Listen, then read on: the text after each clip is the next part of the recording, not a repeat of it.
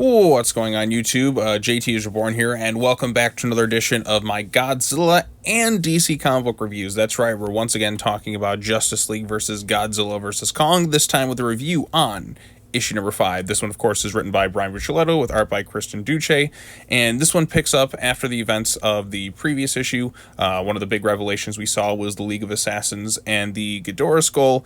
Lex Luthor, of course, has been building Mechagodzilla to become kind of the new alpha. Godzilla was in Atlantis. They released the Kraken, as you would say in like Clash of the Titans with Liam Neeson, release the Kraken, or I think they said it too in the original film as well. But either way, they released the Kraken to fight Godzilla.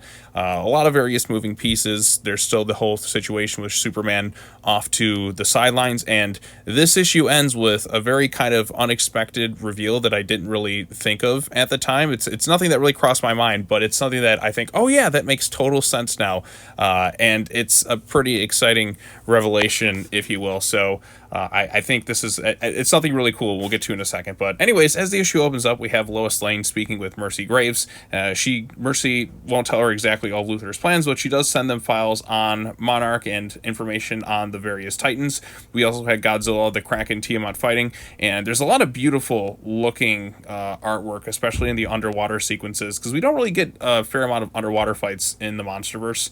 We really only had kind of that brief scuffle in some of the movies with Godzilla and Kong fighting, and we had that little bit where he attacks Ghidorah, but there's not much in terms of underwater battles in the Monsterverse, and it's understandable why. Things move a lot slower in the water. They're kind of harder to visualize. Now, something like the Aquaman movie did a great job in showcasing it, but that's kind of a more fantastical element, and granted, these are some fantastical elements in here, given this is a comic book, so you're kind of able to showcase the fight in details that just look visually very pleasing to the eyes. And like I said, it's Godzilla versus the Kraken, something I think a lot of people have always wanted to see.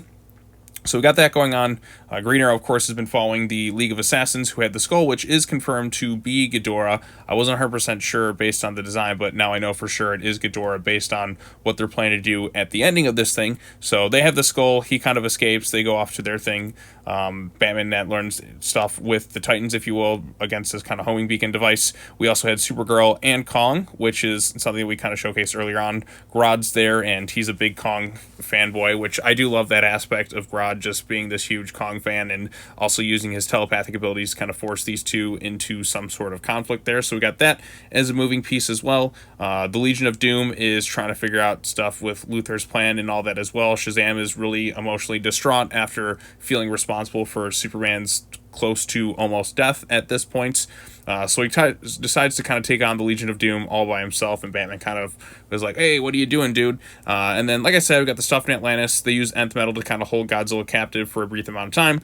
I'm sure that's not going to last too long because he pretty much takes down the Kraken, but he's in place for right now. Lex Luthor, of course, is in the process of piloting Mechagodzilla, which is just perfect. I mean, Lex Luthor, if you're going to have somebody pilot Mechagodzilla, you might as well have it be Lex Luthor, who's just like, now they're going to learn who the true Alpha Titan is. And now you're kind of expecting, okay, Lex Luthor is kind of the main big bad of this thing. It's going to be Mechagodzilla once again.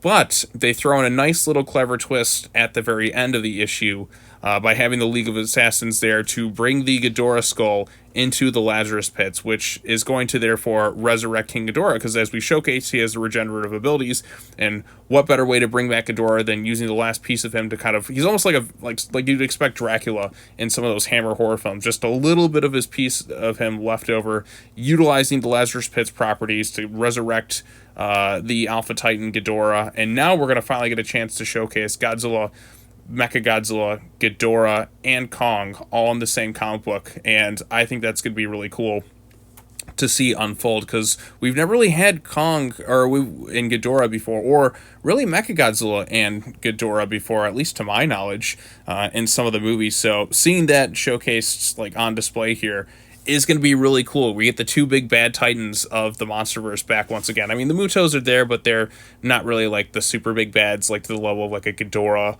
or a Mechagodzilla in terms of the big crown jewels of Toho, if you will. So two of Godzilla's biggest opponents in one thing is going to be really kind of cool to see unfold. And like I said, there's only 2 issues left of this thing. I am kind of bummed that it's not going to be going on much longer. So it'll pretty much be wrapped up post Godzilla Kong, the New Empire's release date. So by April, we'll kind of be going into another hiatus for the Monsterverse, if you will, which is going to be a sad thing, but at least we've been fed pretty well for the last several months. I mean, pretty much since November, we've just been getting nonstop Monsterverse related stuff with the release of Monarch Legacy of Monsters. There's going to be another Godzilla and X Kong The Hunted comic book that's supposed to come out as well, which I will definitely try to talk about as well. So there's a lot of different things to look forward to in terms of this Monsterverse stuff, but we only have 2 issues left in this event. The reveal, like I said, with the League of Assassins trying to use the Lazarus Pit on Ghidorah,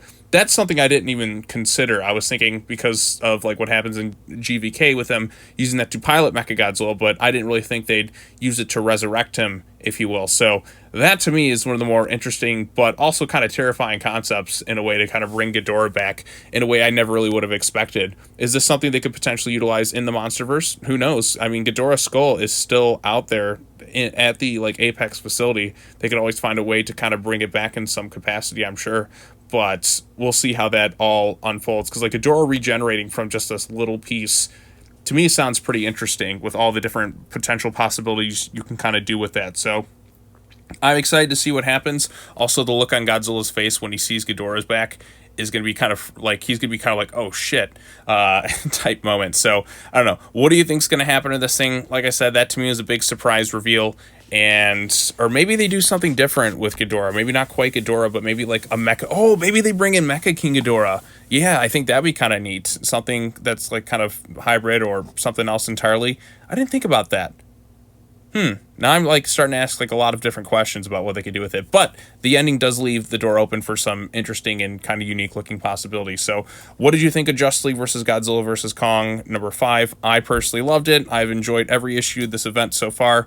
I'm calling this an event. Like, this to me is a true event. This is what comic books were made for. Just fun, crazy crossover ideas that you can't necessarily get anywhere else unless they do some sort of animated film, which, hey, you know what? It's all under Warner Brothers, and, you know, with Legendary, I'm sure they could make it happen, but then you have to do other approvals from Toho and all that too. So in the meantime, let's just enjoy the comic book. So what did you think of the issue? Post your comments down below. Be sure to like this video, share it with your friends, subscribe to the YouTube channel for more content, hit the bell for notifications, all the other fun stuff, and I will see you all in the next video. Peace out.